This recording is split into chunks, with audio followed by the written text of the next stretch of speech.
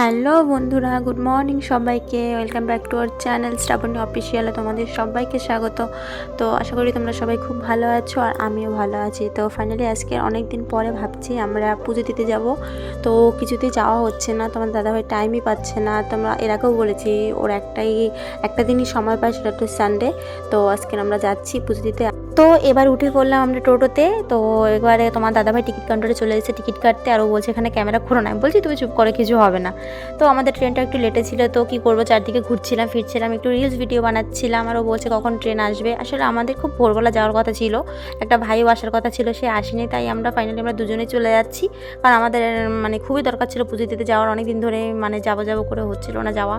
আর আমার বড়মশাই মায়ের খুব ভক্ত, আর আমিও এখন ওর সাথে সাথে আমি মাকে খুব ভালোবাসি। সত্যি কথা বলতে মায়ের ভক্ত সবাই, মায়ের সন্তান সবাই। তো যাই হোক, এবার ট্রেনে বসে হাসাহাসি করছিল। আমি এখানে একজনের মাথার উপরে বলছিল যে ক্যামেরা রেখে ক্যামেরা করবো, তাইও হাসছে, বলে রাখো ওনার মাথার উপরে। তো ফাইনালি চলে এসেছি আমরা পুজো দিতে, জায়গা মতো পৌঁছতে পেরেছি। তো পৌঁছে ভাবতেই পারিনি যে আমাদের সাথে এমন কিছু হবে। তো তোমাদের সাথে তো ভয়েসে বলছি আমি, তোমরা কি বলবো, এখানে এরকম যে হবে আসলে আমি জানি যে সানডেতে ভিড় হয়, তা বলে এতটা জানতাম না। তোমাদের দাদাভাই বলছিল যে দেখো আজকে যেতে হবে না, তুমি অন্য কোনো একদিন চলো। আমি বলছি না, তুমি আজকেরই চলো, আজকে গেলে তুমি রেস্ট পাবে।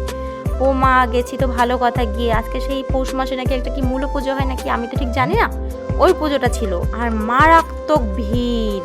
আর সেই সত্যি কথা বলতে সেই সিনটা যদি তোমাদের ক্যাপচার করে রাখতে পারতাম, দেখাতে পারতাম যে কি অবস্থা হয়েছিল আমাদের সাথে। আমি রীতিমতো যুদ্ধ করে, জানি না ভারতবর্ষের স্বাধীন হয়েছিল কীভাবে যুদ্ধ হয়েছিল, তার থেকেও বেশি যুদ্ধ করে ফিরেছি, স্বাধীন করে ফিরেছি মনে হচ্ছে দেশটা।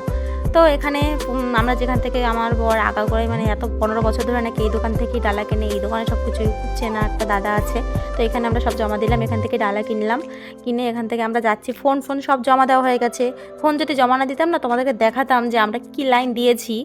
একদম ব্রিজের গঙ্গার ওপার থেকে আমরা লাইন দিয়েছি। আর লাইন দিয়ে তো মাথা অবধি এসে কি ভিড়, আর কি নিচে লুটোপুটি খাচ্ছে মানুষ। আমার তো শ্বাসকষ্ট উঠে গেছে, এমন আমি দম আটকে মরে যাবে এরকম অবস্থা। আর তোমাদের দাদাভাই তো আমাকে খুব রাগারাগি করছে, তুমি যখন পারবে না কেন আসলে, হ্যাঁ তুমি এরকম ভিড় সহ্য করতে পারো না। আমি বলছি আমি কি করবো, আমি কি জানতাম এরকম হবে। তো যাই হোক, এখানে দাদাভাইয়ের সাথে কথা বলছিলাম আর ভাবছিলাম যে যাই হোক, এখন আমরা যাচ্ছি, ডালা কেনা হয়ে গেছে পুজো দিতে, পুজো দিয়ে বেরিয়েও গেলাম। তো এখন কটা বাজে জানো, আমরা ঢুকেছি 11:30। আমরা বাড়ি থেকে 10টায় বেরিয়েছি, 11:30 পুজোর লাইনে আমরা লাইন দিয়েছি। ওখানে আমাদের 1 ঘন্টা মোটামুটি মনে হয় লেগেছে যেতে। তো আমরা 4:45টার সময় পুজো দিয়ে বেরিয়েছি, ভাবতে পারছো। এখন অন্ধকার হয়ে এসছে, প্রায় হালকা হালকা আলো আছে। তো কি বলবো, বলার কিছু ভাষা নেই আমার। তো এখন আমরা বাড়িতে যাওয়ার জন্য বেরিয়ে পড়েছি, এখন বাড়িতে যাব। আর একটুখানি সিনটা তুলে নিলাম, আর এখানে একটু দোকানগুলো দেখালাম তোমাদেরকে। তো যাওয়ার সময় বলছে চলো বিরিয়ানি নিয়ে চলে যাই, বাড়ি থেকে আর রান্না করতে হবে না, কারণ শরীর আর একদম দিচ্ছে না, সকাল থেকে জল ছেড়া আর পেটে কিছুই পড়েনি। এরকম বুঝতে পারি না, আরও ভেবেছি পুজো দিয়ে আমরা দুপুরবেলা খেয়ে নিতে পারবো কোথাও গিয়ে। তো বাড়িতে চলে এসেছি, ভয়েসটা শুনতে। আর সে আবার এক দোকানে না, আমরা 2 দোকান থেকে বিরিয়ানি নিয়েছি। আমরা সবসময় যে দোকান থেকে ফাস্টফুড খাবার খাই সেখান থেকেও নিয়েছি, আর অন্য একটা দাদাভাইয়ের দোকান থেকে।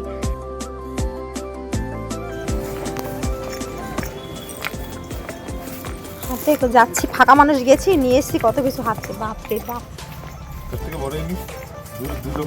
হ্যাঁ, 2 দোকানের বিরিয়ানি টেস্ট করবো, ভাবতে পারছো। আমরা এক দোকান থেকে নিয়েছি, এখন অন্য দোকানেটাও টেস্ট করতে হবে। যেখান থেকে আমরা সবসময় ফাস্টফুড খাবার খাই সেই দোকান থেকে বিরিয়ানি নিয়ে এসেছি আবার পরে টেস্ট করবো বলে। তো আমার ভিডিওটা যারা ইউটিউব থেকে দেখছে তারা অবশ্যই সাবস্ক্রাইব করে দিও, আর যারা ফেসবুক থেকে দেখছে তারা অবশ্যই ফলো করে দিও। তো বাই সবাইকে, টাটা। নেক্সট কোনো ভিডিওতে আবার তোমাদের সাথে দেখা হবে। বাই সবাইকে।